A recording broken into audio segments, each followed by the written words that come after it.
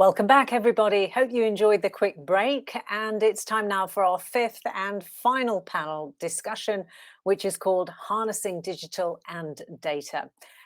Just a reminder, once again, it's the last chance to use all the functions on the PSE 365 platform, whether you want to make a connection, share thoughts in the live chat, or submit a question on the live Q&A. All of it is very welcome, so please make use of that.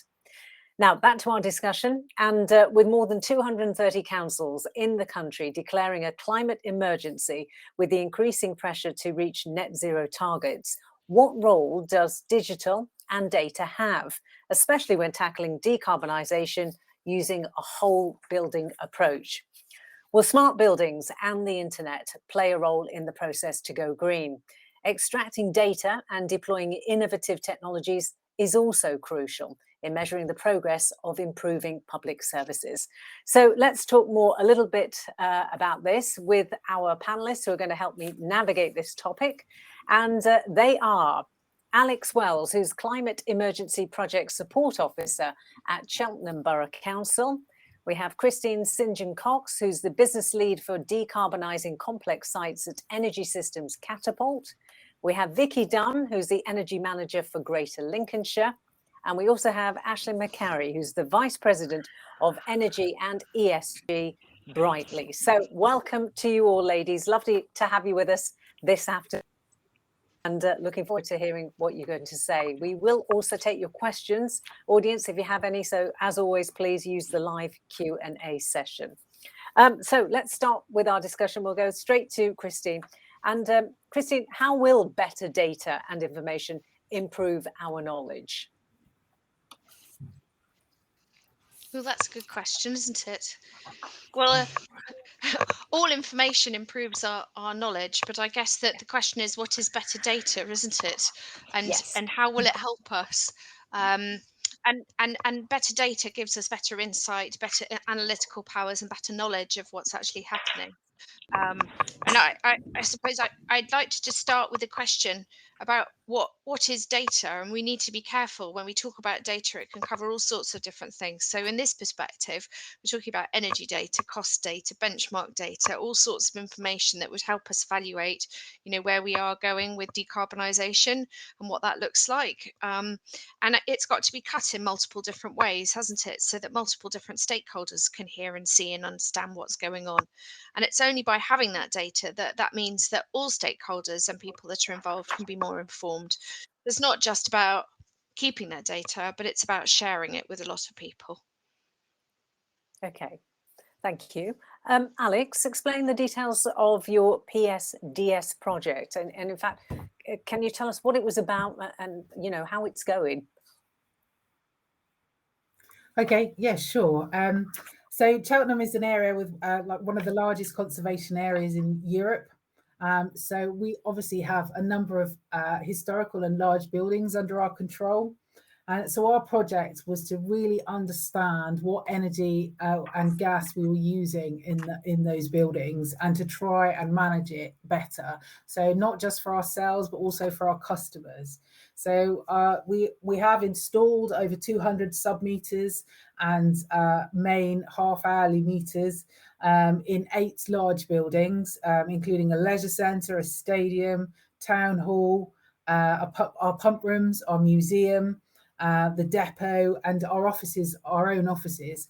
And basically what it should give us is giving us a picture, a really vivid picture of what energy and gas we're using and when we're using it. All the data goes into a platform, as the Stark ID platform, which makes that information readily available to all sorts of stakeholders. And with those buildings, they're not just buildings that we use as employees, but they're buildings that customers use, members of our community, and hopefully we can use the metering data to inform everybody and hopefully sort of drive behaviour change on a wider level other than just ourselves. And have you found that behaviour change has already happened as a result of what you're finding out? Honestly, yes. Honestly, one of the first things that we sort of identified quite early on is that there was sort of some issues with our own offices overnight, and we're in the process of tackling them right now, so that we can, drive that change, ourselves. We really want to set a good example for everybody around us. So, okay, great. It sounds like it's certainly working. Vicky, can you tell us about? Great. And Vicky, can you tell us about the projects that you've worked on, and in particular, how they were funded? Because we've heard a lot about the funding issue and the fact that there needs to be collaboration today. So how has it worked for you? Delighted to. The first project that we worked on, so 2018, for the 3 years from then, was funded by the European Regional Development Fund. So I guess it's a case of looking forward to when British funds replace what those European funds used to do for us, and hope or influence, if any of us have the ability, that they will cover energy in the same way. As is usual with European projects, they give so much and you need match funding. So it was 50-50 matched for our 30 public buildings that we worked with Salix Energy Efficiency Loan Scheme, which, if any of you are familiar, Salix would fully fund up to 5 years payback of your project. So if your savings are 10,000 a year, then you can borrow 50,000 for your project. So that effectively, we were looking for an average 10-year payback across all of our programme, which I completely appreciate. There's a lot of historic hard street buildings in Cheltenham. There's just a few of those in Grimsby, Cleethorpes and the surrounds. But yes, I did understand your comments. So 50-50 European and Salix loans. We upgraded 30 buildings with that. So solar, upgraded gas boilers. Now that's off the table, and air source heat pumps would be the next challenge. LED lighting, we've done all of that we can possibly find, and building management systems. The next project we did, similar value, another £3 million, Salix Public Sector Decarbonisation Scheme. And again, we've had a lot of challenge on that maybe is because our council's done a lot of the North East Lincolnshire, have done a lot of the easy stuff, the low-hanging fruit. It's harder to find projects that meet Salix's £500 per tonne of carbon saved criteria. So increasingly we need more match funding. So I think my comment about data, it'd be slightly developing on the first comments. I wish we'd had oven-ready projects, perfectly specified, checked out by the surveyor, every point understood and considered, and not just, we're going to do that building, we need a heating system, here's some off-the-shelf costings. Because when we got into the detail, particularly with the air source heat pumps, we find so much upgrading of the heating distribution was needed. The building can't be insulated. There's a lot of nods, ladies. The building can't be insulated to the necessary standards. So the heat pump isn't working to the effectiveness that we thought. So whereas we thought, yes, we can draw down this much funding for it, that kind of chips away over time. So I'd say the data that I would wish for in the future is really good, solid plans, oven ready. And when a funding window sort of opens and closes in a week, we're like, okay, those plans ready to go to the funder. And just one other piece of work we did, we connected, we used Team Sigma. I know you mentioned Stark as another system. We used our energy data to create some dashboards for staff and for building responsible persons to look at and go, tut tut, you're creeping up again. Who was in on the weekend and left everything switched on? And to generate those conversations. I think staff are interested and then they don't look at them so much. So we do need that, keep reminding people that they're there and keep using the data that we've made available. So that's a summary of what we've been doing here in North East Lincolnshire. Yeah, and we hear loud and clear about the feasibility of some of these projects, which it sounds very much that you're talking about and emphasising. I know you said lots of ladies were nodding their heads. I'm going to come to Ashlyn now and ask Ashlyn, one, if you want to add to anything Vicky's just said, but equally, if you could answer about governments and how they should be planning in the long term in order to actually achieve this net zero target, and indeed some of the projects that we're hearing about. Absolutely, and I think can use all of the conversations and things that were just mentioned as a springboard, because there's lots there. And I think, fundamentally for decarbonization, there's really two avenues there. Carbon, so reducing energy consumption in your building, and that's looking at leveraging all the great things that these ladies just talked about. So smart meter data, sub-meter data is huge, and that's been a big avenue that we've seen. The other big part that I'll speak to on the IoT data and real-time data is having asset level, so equipment level data that's leveraging building automation system data at your equipment, if it's installing sensors, or oftentimes being able to connect directly to your building automation system. And so that the next step, because really the future is about making these big changes and big steps in decarbonization will term planning. Vicky, as you mentioned, that's switching from a natural gas boiler system to a heat pump is not something that you're just going to get out of bed one day and say, yes, I'm going to do this. And so IoT data, and especially building automation system data, is huge. One, additional carbon, understanding how your heating system is working during the day, how you're operating.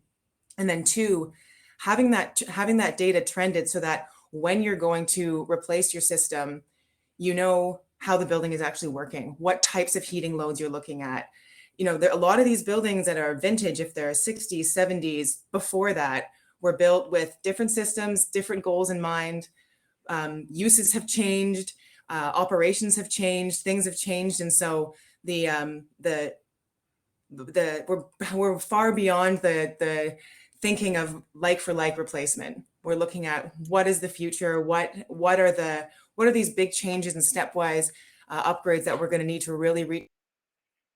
And that's going to be a longer term planning, a longer term view, switching to things like heat pumps. And that needs the ability to have data to inform that, and to inform that design is absolutely paramount to really make that work. Okay, and of course, a lot of this depends on collaboration. So, Christine, I was wondering if industry is actually ready to support decarbonisation. That's a really good question. So I think I'll just take a sidestep and just tell you what we've been up to at the Catapult, which has been working with BEIS and the Cabinet Office to develop quite a lot of material that can be shared across the public sector and for industry, to make sure that there is this sort of common understanding of how much things cost, what sort of data you need in terms of energy, so that you can do that design to understand what your energy consumption is for a heat pump.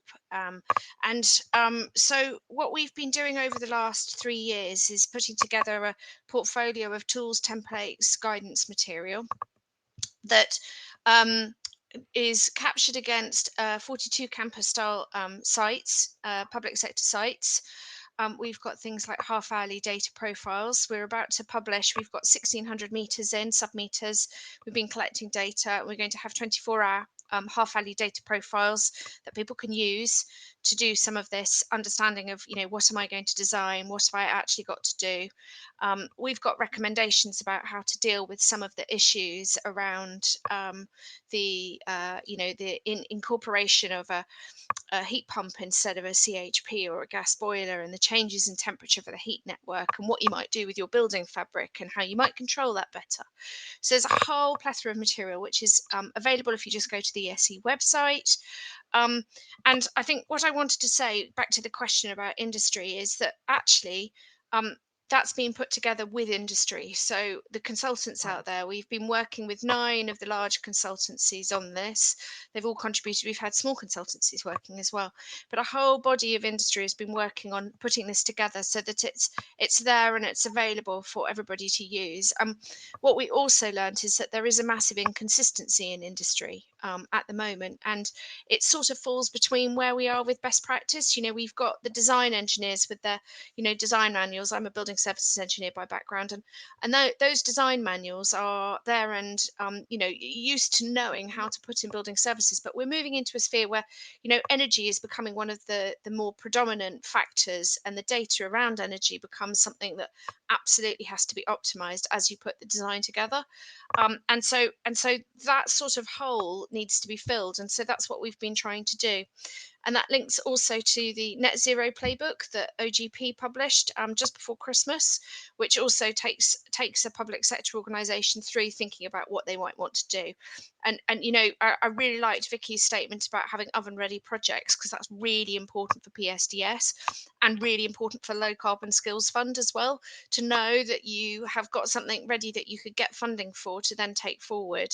And again, that's based on data, isn't it? It's based on having a really good understanding of what your portfolio is and where your investment decisions are going to be, and whether or not industry helps you, or what type of industry or part of industry, that really will have an impact. The data side of industry, where you have a sub-metering sort of survey or even some meters put in.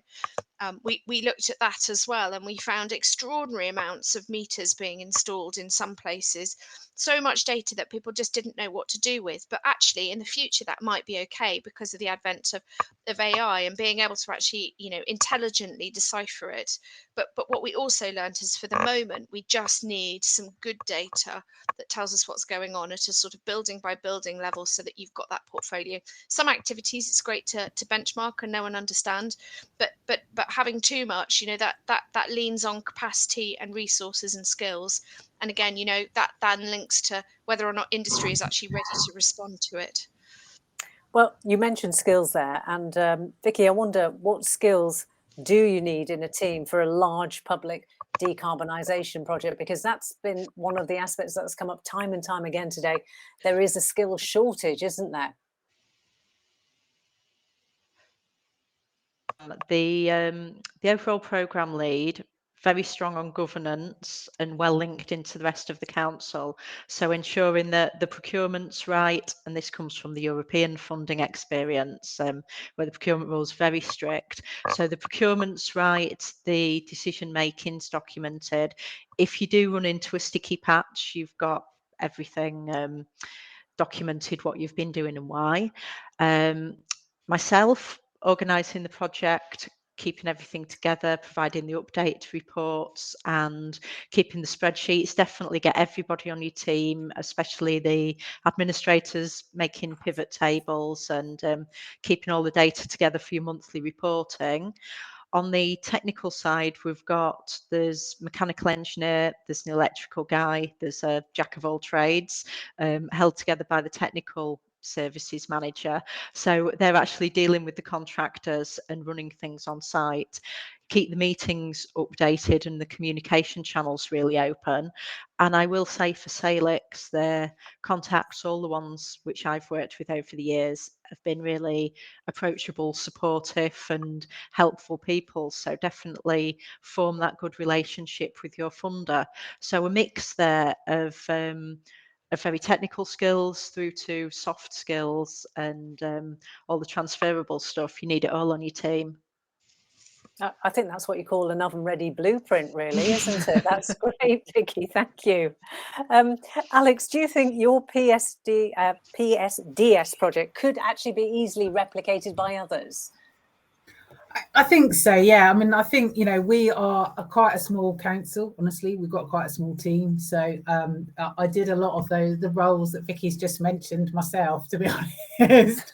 Right. But I have previous experience, so that helped. I think for me, yeah, I think, there definitely needs to be potentially sort of more availability of advice as to where you put those meters, whether and actually, I found that I would have liked to more contractors to be able to access on via the framework. That was one of the things that I thought, we could do with some help with.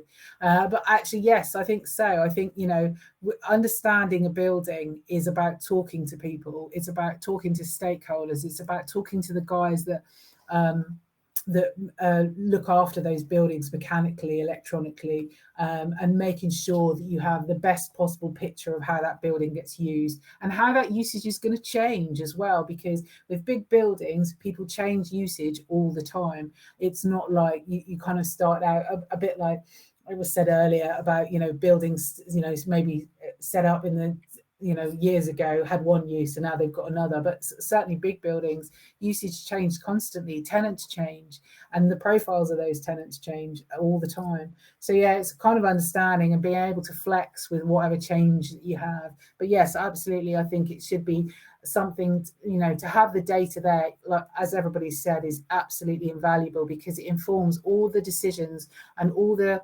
technical decisions that we're going to make later on. So whatever we're going to choose to put in to save energy, whether it's a building management system, we'll have a real good idea of how that building is used and what those profiles look like. And yeah, so absolutely, it should be easily replicatable. I'll put my teeth in. Thanks. Well, I was just going to ask you about the challenges, because I know you mentioned a couple of things there, but was there anything hugely significant that you think the rest of us ought to know about, really, and perhaps not replicate? I think, time has been a bit of a challenge for us. Honestly, I think I'm going out to tender. I'm not originally. I was not from the public sector. I'm private sector, so I've not used a framework before. But I certainly feel that what my experience of the frameworks has been is that there needs to be more specific around these sort of energy projects, so that you can attract the right contractors. There's some very good private sector contractors that should be available to public sector, and if we could get more of them on a framework, I think that would be really great. And I also, the time thing is definitely because of perhaps not as many available contractors and a lot of projects happening at once. It meant that timing has been a bit of a challenge, especially engaging with all the stakeholders. So those were the sort of main ones for us, I think. Okay, thank you for that. Aisling, where do you see the future of decarbonisation in the context of IoT going forward? Well, this is a good question. There's and lots of great things said there.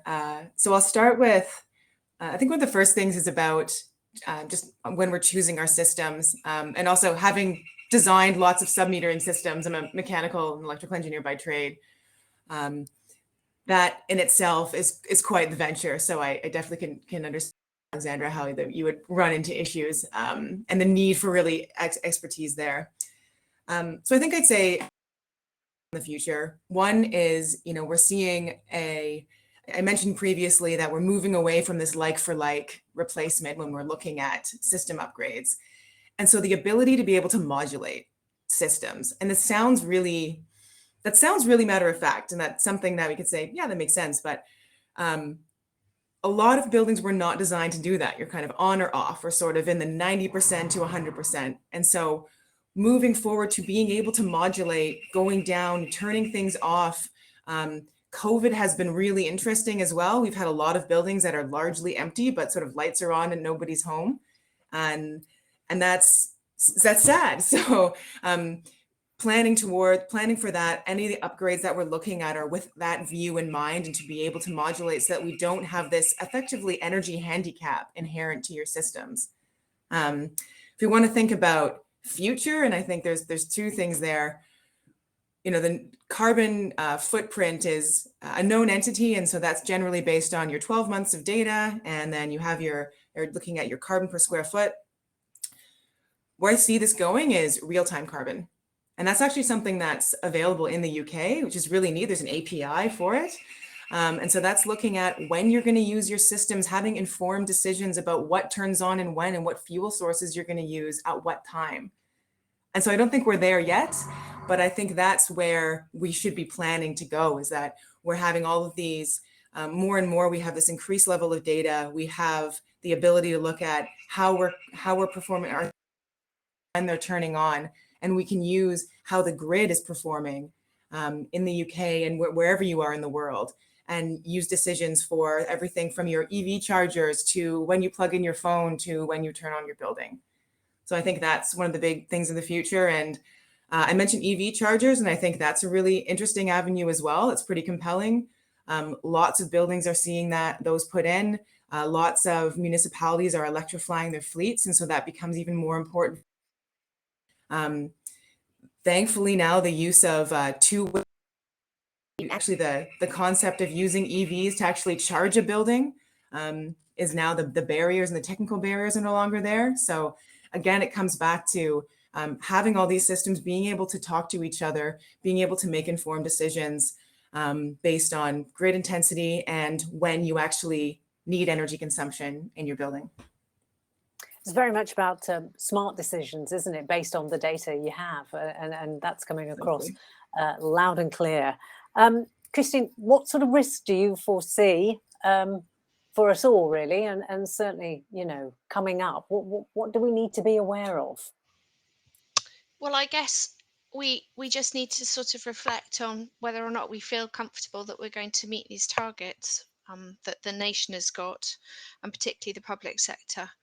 And you know, with that comes lots of challenges, doesn't it? You know, Vicky talked about understanding and establishing where funding is going to come from, and establishing, you know, how much it's going to cost.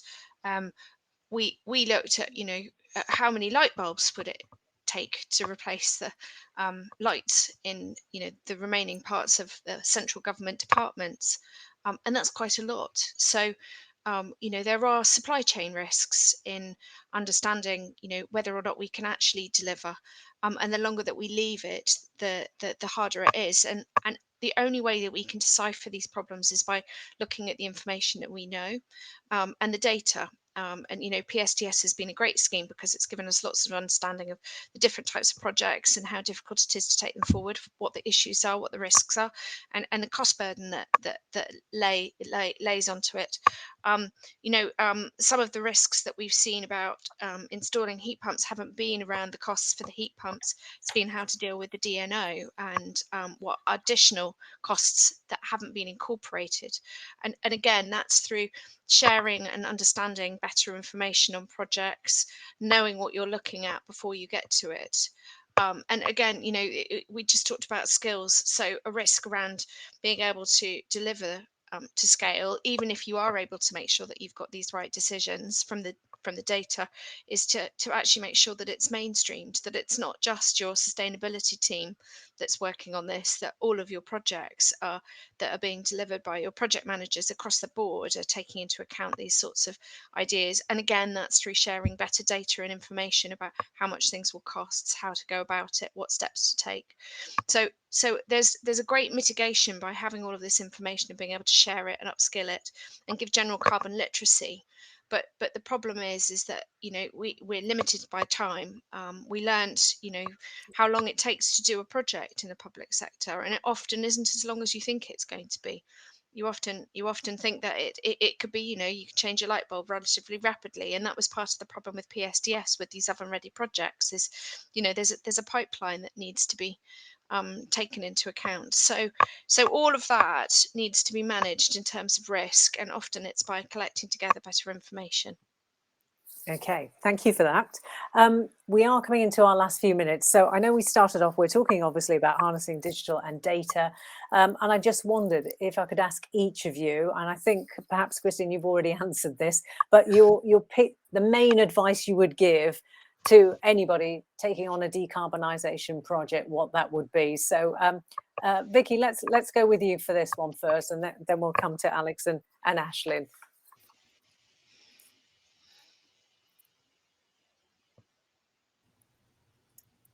Do you know? Great. I was going to say you're on mute. We had to say it once today, didn't we? I'm sorry. Keep your eye No on the problems. pounds per tonne. So your pounds of funding versus your carbon targets, and what you're actually paying for projects, and the tonnes they're saving you. And if you keep those two in line, you'll do fine. Great. Okay. Thank you very much. Alex, do you want to give us your main advice? Sure. I think for me, yeah, first things first. Know the size of the monster you're aiming for, and know your builder well, so that you can really know how you're using your energy, and then you can make really informed decisions about what technologies you're going to employ and what works and what doesn't. Brilliant. Thank you very much. And Ashlyn? I think two things: standard operating procedures for the and that's to provide guidance, and that's something that we've helped clients with a lot. And that can be everything from what type of equipment you're selecting. And on the data side, there's a lot of types of equipment out there. There's lots of types of data. And so making sure that you have systems that can speak to each other, that you have a single source of truth where that data is coming in. Because not all data is created equally. Not all sensors are going to speak the same language. So if you have an apple and an orange coming together to try to talk to each other, that can cause problems. So having these procedures in place, looking at digital enablement and making sure you can use that data in a meaningful way and not have to leverage that. Having a set of standards that are known and that are mapped out will really help you with that. Great, thank you very much. And Christine, I know I said you'd probably answered quite a lot of this, but I just wondered if you wanted to add anything. No, I mean,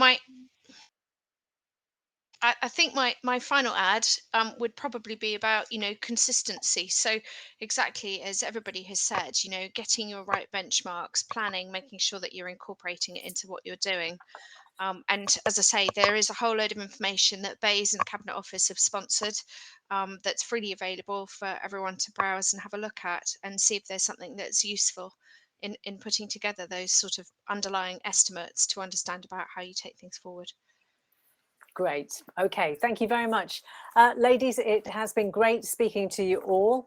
And thank you for sharing all that industry information, and certainly all information, personal experiences as well, which have been invaluable. Much for joining us today, and we hope you enjoyed the rest of your afternoon. Thank you very much to Alex, to Christine, to Vicky, and also to Ashley. Delighted to have had you with us this afternoon. Thank you very much. Thank you. And thank you as well to everyone who has indeed taken part today. We've covered a whole range of challenges. We've also looked at opportunities and solutions as we've discussed the topic of public sector decarbonisation. And as with many of these discussions today, we could have spoken for much, much longer. Now, whether you are one of our many excellent panelists even who've been with us today, or if you've been part of our audience who's been sending in questions, we want to say a big thank you from the team here at PSE 365. We also want to thank our fantastic partners, without which events like this wouldn't have been able to take place. So huge thanks to them.